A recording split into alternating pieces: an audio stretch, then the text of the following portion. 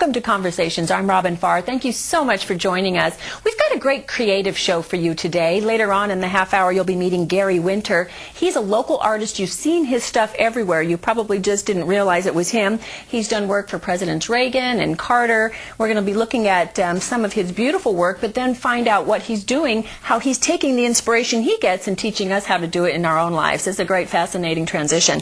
But first, I'm so happy to welcome back Sean Arbabi, the photo guru. He is here today. Thank you. Notice you've been around on some other television shows recently. Well, good for you. I'm happy to see you again. I wanted to show everybody your book. I'm not sure if we had this last time you were on the show. No, it just came out in January. Just came out. Okay, this is the Better Photo Guide to Exposure, and the whole, that's very clever, and this was not self-published. You got commissioned to write this book. That's right. I did it with a small division of Random House, and it came out in January. It's on Barnes & Noble and Borders and Amazon, and it's selling really well. I'm very proud of it.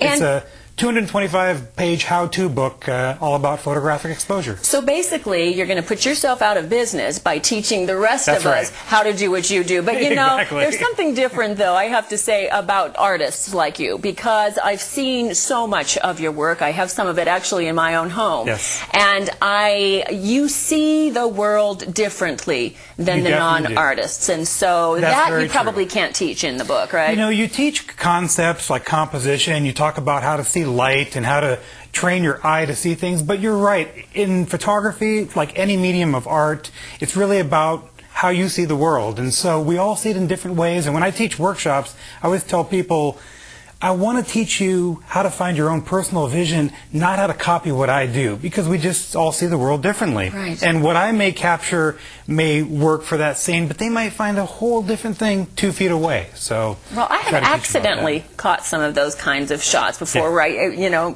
I realized this was brilliant, but it was not.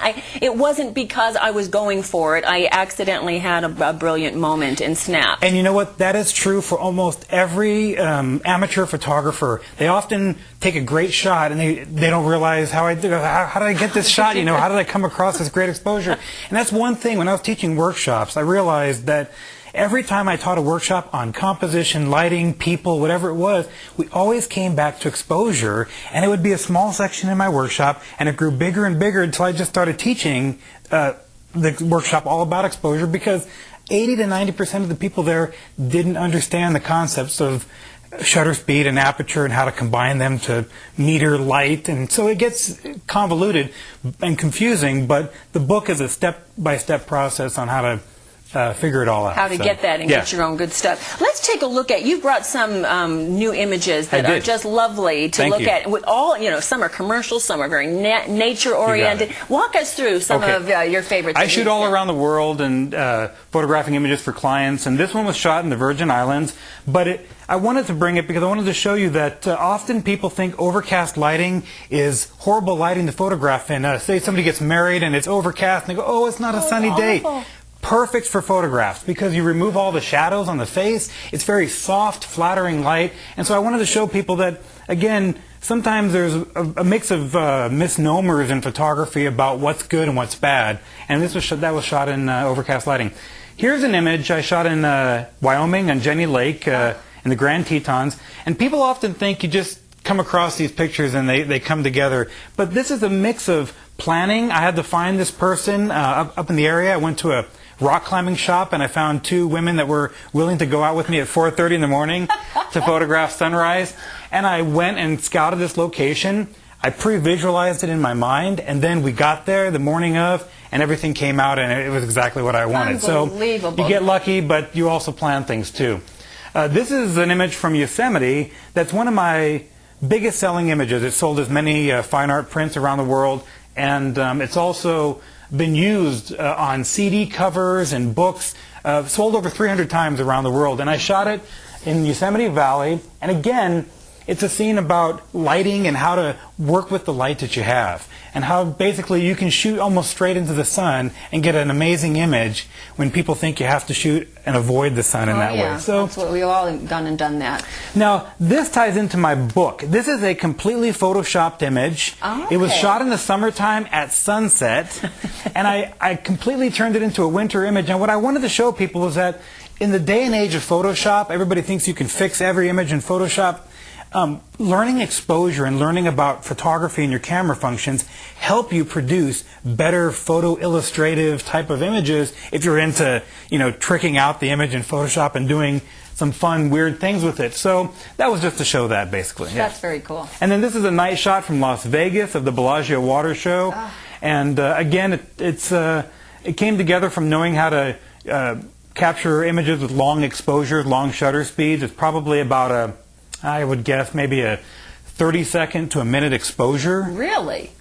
And again, as you mentioned, as a photographer, when you're on assignment, you're always looking for photographs and for images. And so your trained eye sees something a quarter mile away and you go, ooh, if I can line this up with the Paris resort in the background and get the water blasting up and people, and then it comes together and you get lucky. And well, how lucky? I mean, how many pictures didn't make the cut that you were trying to capture this? Well, this was actually never used by the magazine, I don't think. I think they used a number of other shots. But, Ansel Adams said it best in 5 words. He said, chance favors the prepared mind. And it's really true. If you can learn about your camera, if you're into photography on a more serious level, you can learn about your camera, about all the functions, train your eye, and then you come and you find a scene and it all comes together and you get lucky. Right, so you're prepared. That's right. To be lucky. That's exactly right. And when it comes, exactly you know exactly how to set your settings on your camera and get everything in the right place to get the shots you need. Because sometimes scenes happen right in front of you and people don't know how to capture them and they miss the moment. Yes. So. Well, I've noticed too with some of today's cameras, when you're lining people up to smile, and I know this is just the cheesy pictures, the ones that we all end up taking because we're not gifted like you are. But we say, smile 1, 2, 3, and you press, and there's a good 2-second lag there before anything happens, and everybody's in sort of half smile at that point. There are a number of point-and-shoot cameras now that are coming out that have less shutter lag. When you press the button, it clicks right away. But you're right, just knowing the piece of equipment you have, just scanning the camera manual and to learn about a couple of things and testing it out is really good to do so that you're ready to go when we have those moments. And I love taking pictures of people smiling at the camera. I think it's very hard to capture candid shots of somebody at a party. You get people shoveling food into their mouth. So I think, sometimes you have to have them turn to the camera and smile. So I love those types of pictures. I think it's all about memories and about seeing your friends and family. So. I didn't know. You called it shutter speed? Is that what you called it? Oh, shutter lag? Shutter lag. Yeah, when you press the button and you're waiting, it's kind of lagging behind. I'm going to start pressing at 2. I'm going to go start to smile, 1, 2, press, and by the time they're ready at 3, off it goes. You got it, now I know. So but knowing your camera, that's what you're suggesting. That's right. And I have a camera here that I'll talk about in a second that deals with that. And I had to do the same thing underwater. I had to predict the moment and then press it, and a second later the moment happened, and hopefully I captured it. So yeah, just knowing your camera basically.